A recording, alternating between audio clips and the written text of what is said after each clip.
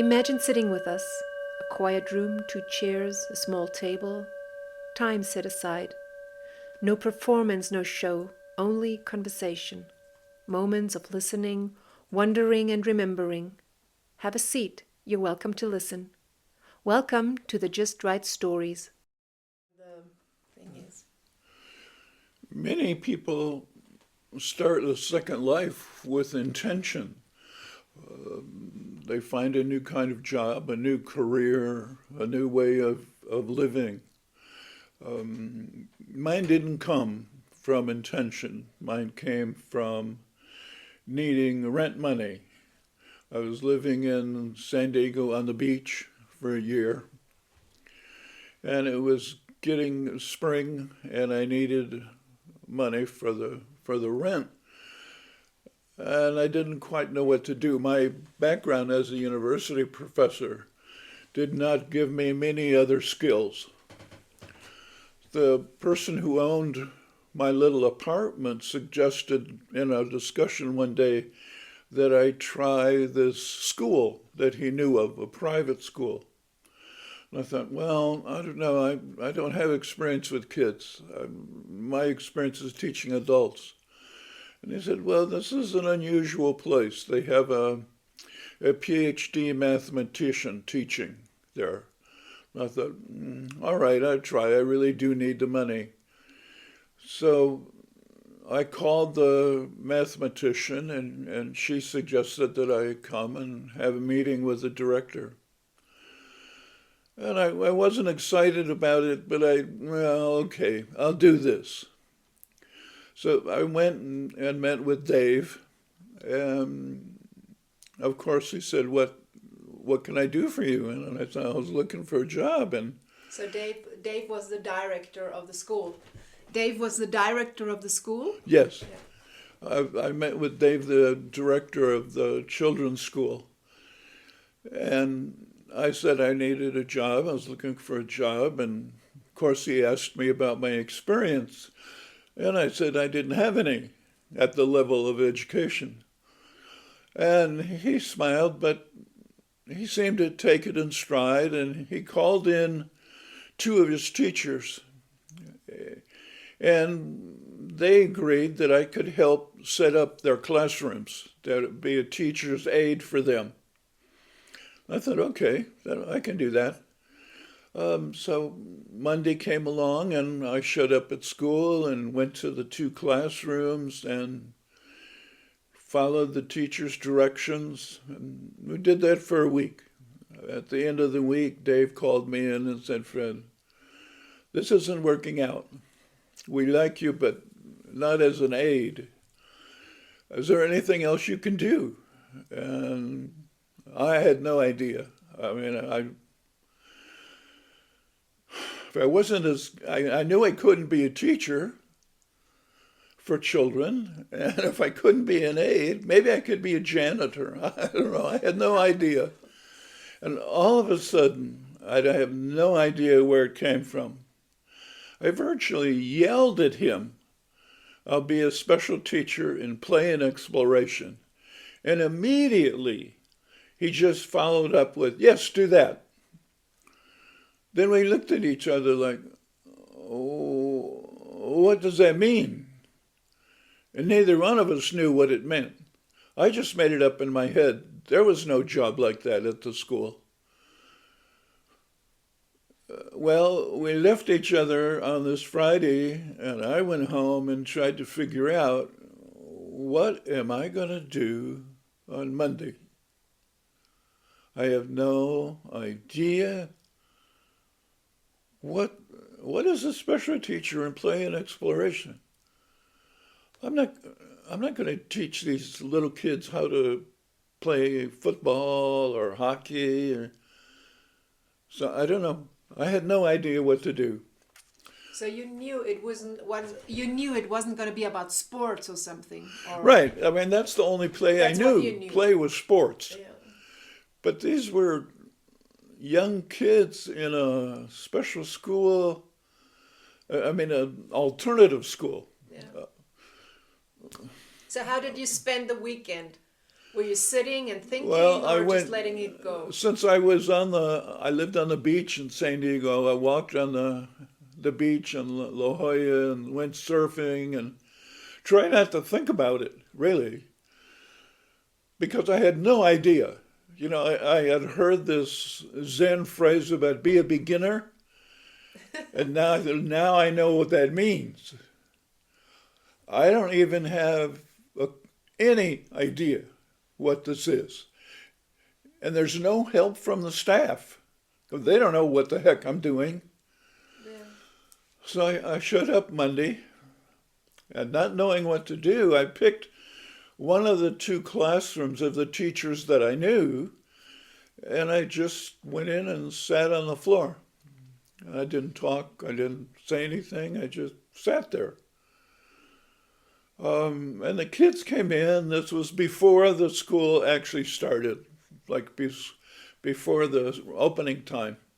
Kids wandered around me, touched me, didn't pay lots of attention, went in and out, and surely the teacher didn't pay any attention to me at all. It's like all of a sudden this big rock landed in the classroom. Well, it didn't take long, and some kids kind of touched me as they walked by, and somebody came and sat in my lap, and then other kids kind of hung over my shoulders, and then they were all over me. And these were kids from about 4 to 6 years old. And then, But in that moment, did you talk to them or no, did you just sat there and looked at them? I just looked. I didn't say a word to them. What gave you the idea not to talk? I Because don't know. you don't know, because it's You would normal think, that you think yeah, you you'd sit think there normally you would say something like hi or and the kids near you, so they would say hi. they didn't. It's as if there was some kind of unwritten agreement not to talk to each other. Okay. And we didn't. That seemed strange now, but at the time, I didn't think about it. I had nothing to think about. I mean, that was really being a beginner. Usually you have something that you can bring in from your experience that kind of move things along. I had nothing from my experience that I could bring in.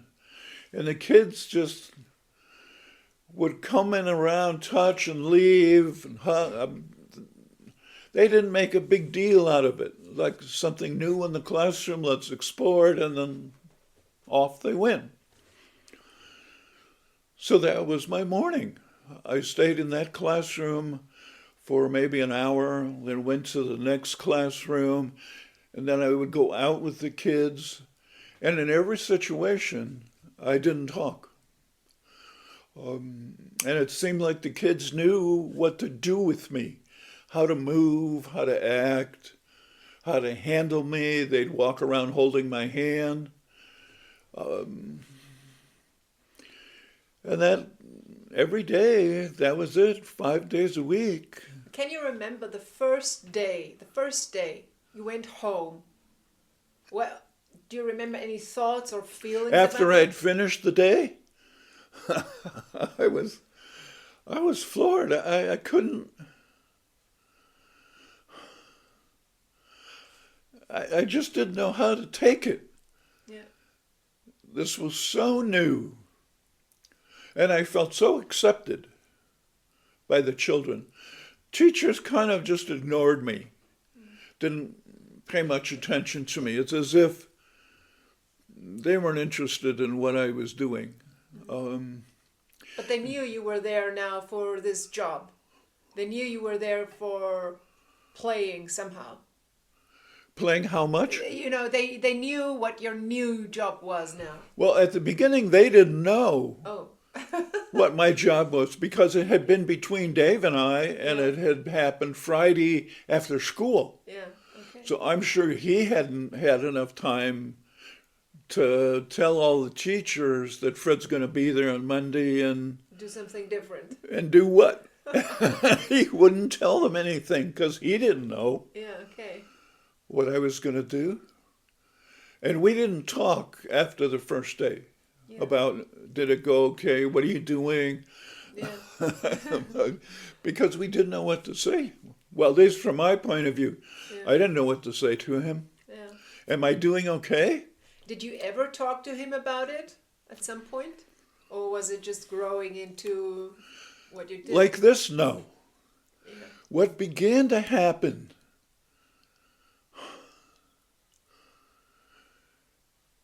all the adults could feel, without talking about it, that I was meeting a need that the children needed to have met. Yeah. And so there was a sense of allowance, because although we don't know what he does, it works here. Somehow it works. Yeah.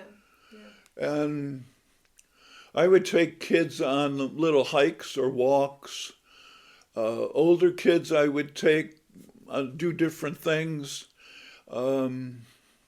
Once I took the older kids. Older kids were like 9 to 12 in that age range. I took them for a morning to talk to a hobo on the beach. And these were kids who had no life experience of what a hobo was. So that was brand new for them. I was trying to find things where the kids and I could explore. We'd go out in the fields or we'd walk in the neighborhood. We'd go to the beach and look for things. We'd talk about wave and surfing. But most of what we did was kind of sit with each other, roll around with each other. The kids would climb all over me. And virtually no talking.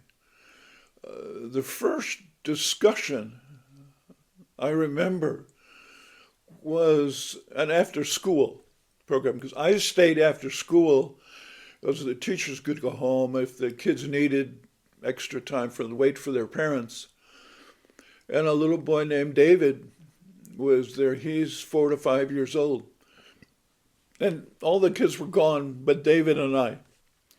And we're lying on the grass looking at clouds go by, making shapes and dragons and horses. And all of a sudden, seemingly out of nowhere, he said to me, "Fred, play is when we don't know that we're different from each other."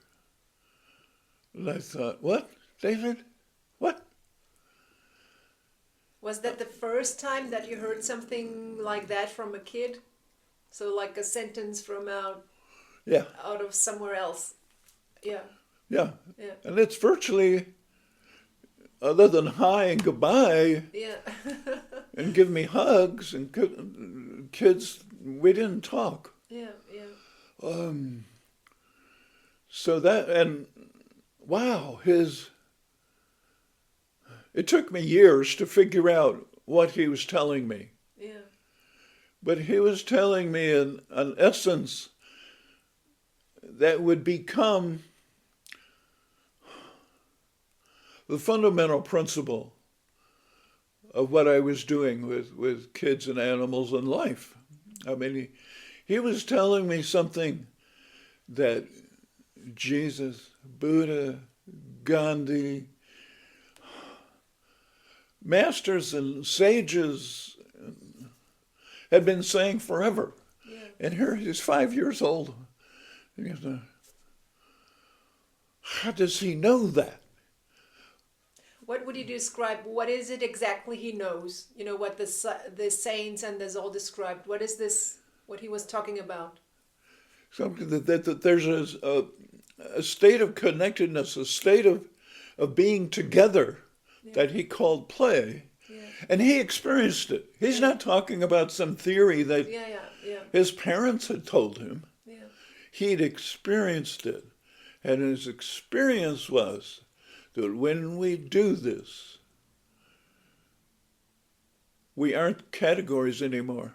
Mm-hmm. Mm-hmm. We aren't who we normally are. And this is living oneness. I mean, those are all my words. Yeah, yeah. But he said the such a powerful thing in such a clear sentence Yeah. that it still startles me. Can you say the sentence again, what he said to you? Fred, play is when we don't know that we're different from each other. Yeah. Now, he didn't say that we're not different from each other. He said it's when we don't know that we're different from each other. Oh, that makes sense. That's huge. Yeah. Yeah. And when we don't know that we're different, we know we're the same. Yeah. If we know that we're the same, everything follows from that. Yeah. Yeah. And that became somewhat of an answer, even though at the time I didn't understand it as this, to the problem that I was trying to figure out. Because trained as a geographer, I had been trained to look for patterns, because that's what we did. Mm-hmm. So when I started with the kids, and I'm with children 5 hours a day, 5 days a week, all year long, I started to notice patterns. And I thought, wow, I thought kids' play was just random, do what you want stuff. Yeah. And I noticed, well, their touch is patterned. How they move is patterned. What they do with their heads is patterned. And I thought, then the third thing that I noticed, the third pattern I noticed, I didn't believe. The others were, okay, I can accept different patterns of touch, but this one was too much. It didn't make sense. And this pattern was that when we played together, there was no contest in their play. And I thought, that's not possible. How would you have noticed the contest? Yeah, when kids squabble, fight, push each other, yell at each other, little kids cry, all the stuff we do as adults that we expect as little children learn how to be who we are. Mm-hmm. They learn patterns of socialization and so on. Yeah. Well, these kids didn't cry, didn't fight, didn't blame each other. Well, was that during play or in general in the school? At first I just noticed it in play because the daily context was that I was with them in play. When they would do other things, like go into school and do work or something, I wasn't with them most of the time. Yeah. But teachers started to notice that, well, these kids don't fight. There's no squabbling. They cooperate more. So I really paid attention. Like a university type person, I took notes every day at home. Just what the kids do, who did what, why they do that, and so on. Do you still have those notes like from 50 years ago, really? I still have. It's fun to look back and say, well, yeah, what Timmy do on that day? Yeah. That would be interesting at some point to take out those notes and share what you discovered in the first notes. Yeah, I could do that. Yeah.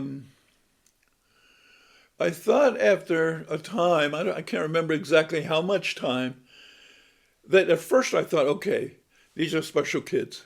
This is an alternative school. They come from families that have a way of being that's different than the norm. Yeah. So I kept making excuses for why I saw this. Yeah. And I thought, okay, well, I got to see, maybe it's not a pattern of these kids. Maybe it's bigger. I thought, well, I don't know what to do because I don't have any experience with kids. So I thought about it and then decided I needed something quite different. Being in San Diego, I thought, okay, I'm going to go to Tijuana. And I didn't want to go to Tijuana. I didn't like going to Tijuana. I didn't like the gringo white Mexican relationship in that town. Yeah. Because I had taken tourists there a Yeah. number of times, Yeah. and I just didn't like it. But this time I went alone, and I wasn't a tourist. I would see, I didn't know what I was going to do. I didn't have a plan other than I was going to look for what I called street kids. That was it. That's my only plan. Because I knew these kids used to come when I was a tourist Yeah. and pester me all the time for money or Yeah. candy Yeah. or all kinds of stuff. So I would go park my car, then I'd start wandering and I'd search for little groups of street kids.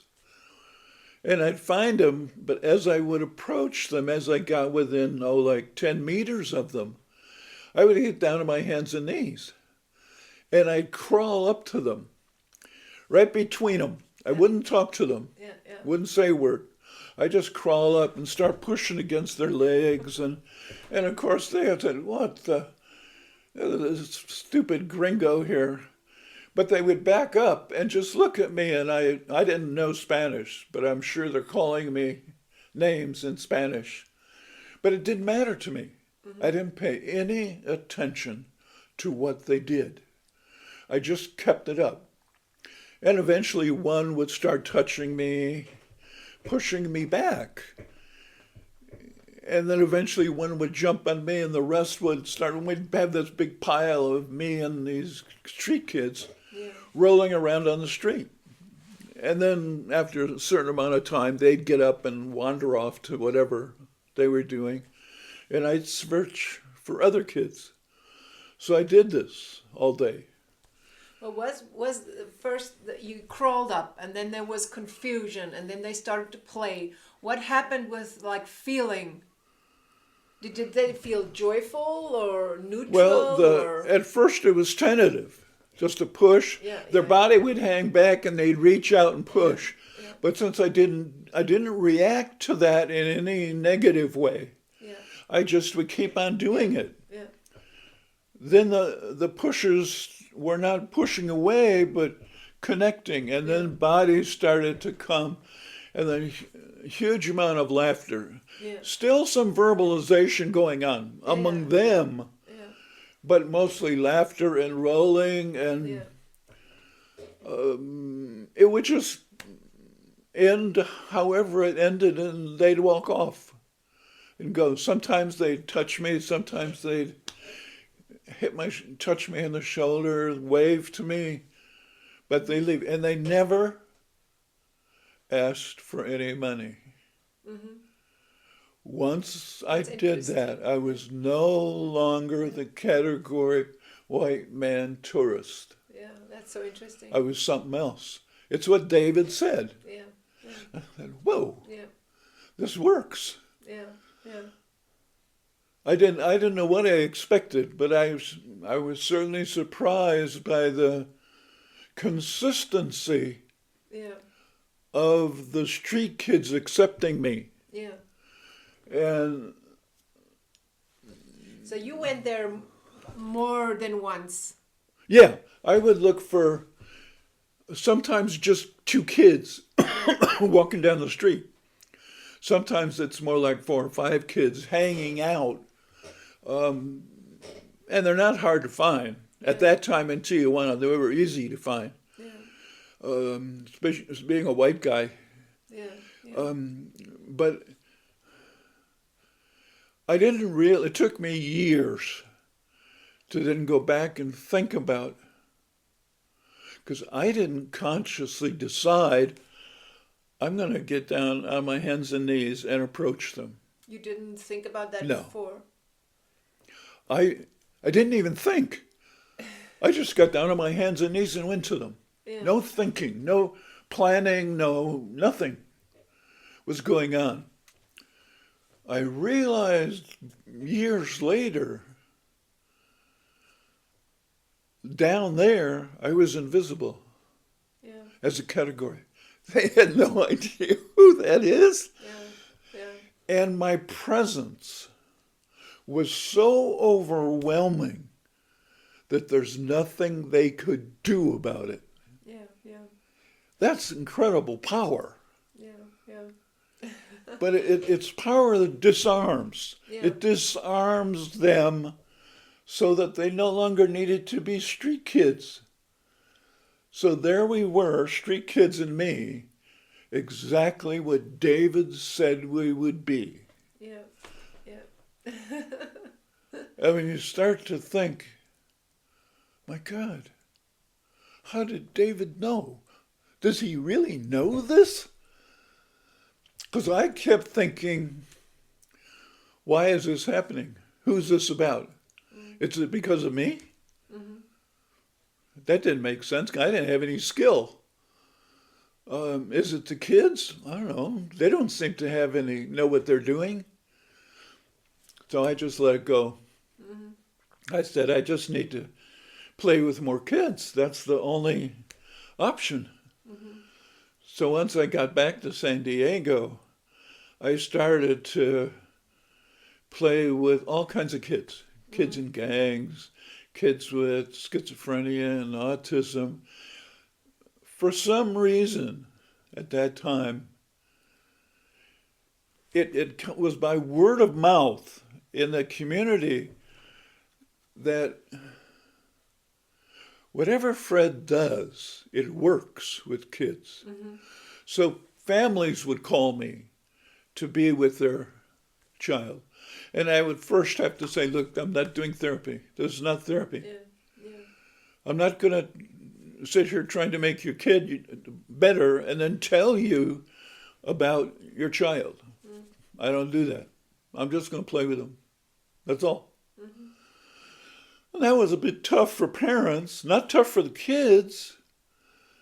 Once I was called by a mom to come play with her daughter.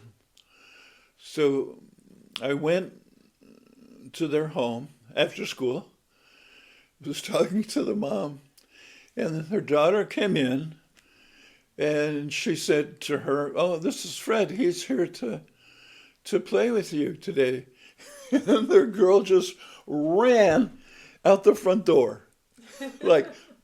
And mom looked at me like, What's not going to happen today? And I said, that's okay. Let it be. So we finished talking a few minutes, and then I went out. So she had run across the street. And there was a few kids, 2 or 3. And a girl came out of the house that she ran to. And when I came out of the house, the girl from that house knew me from school. So she ran across, she ignored her friend and ran right across the street to jump on me. So her friend is going, what?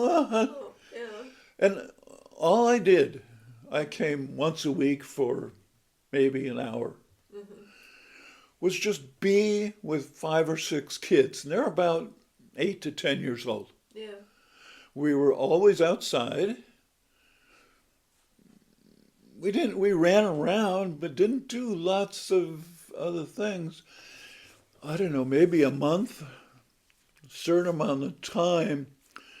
The girl whose mother hired me came up to me and said, Fred, I don't need you anymore. She said that? Outside with all the kids. Yeah. So I went to tell Mom. Mom said, you let her decide? Yeah, of course. What did she need you for anyway? What did the mom need you for? Was a girl... Communication problems at school. She didn't like... Most of the times parents or teachers called me because the children were either aggressive or non-communicative. Okay. To either or children or adults. Yeah, okay. And I always said to, whether it's a school or an individual parent, I don't do therapy. I'm not a therapist. I'm not here to fix your child. And I have no idea why. I knew why I said I'm not a therapist. Because therapy in America is a legal word. Yeah. And I knew I don't do that. I don't have that kind of training. Yeah. and I don't even know what it is I do. So it was really important to be clear about that. But it was also clear that something happened. Yeah, yeah. Um, and more and more kids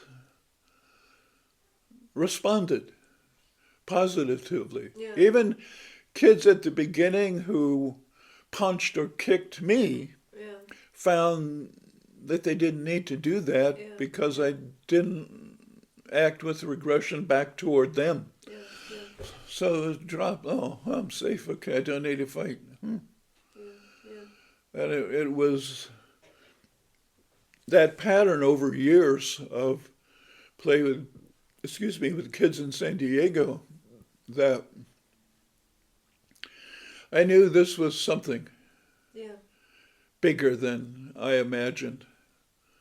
And no one could identify it. I knew that it wasn't the play that was written about in textbooks and manuals and so on Like for cultural children. play, or what psychologists would describe. Yeah. That kind of play. You knew it wasn't that. Yeah. Yeah. I mean, when I worked for clinics, and I worked with kids who might be at a psychological clinic.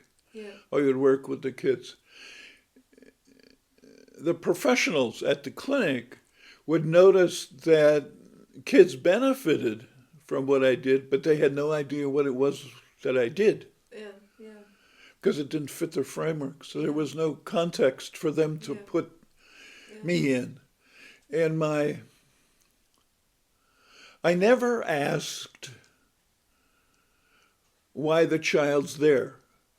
Does he have this problem, that problem, this category, that category? I never asked about categories. Yeah.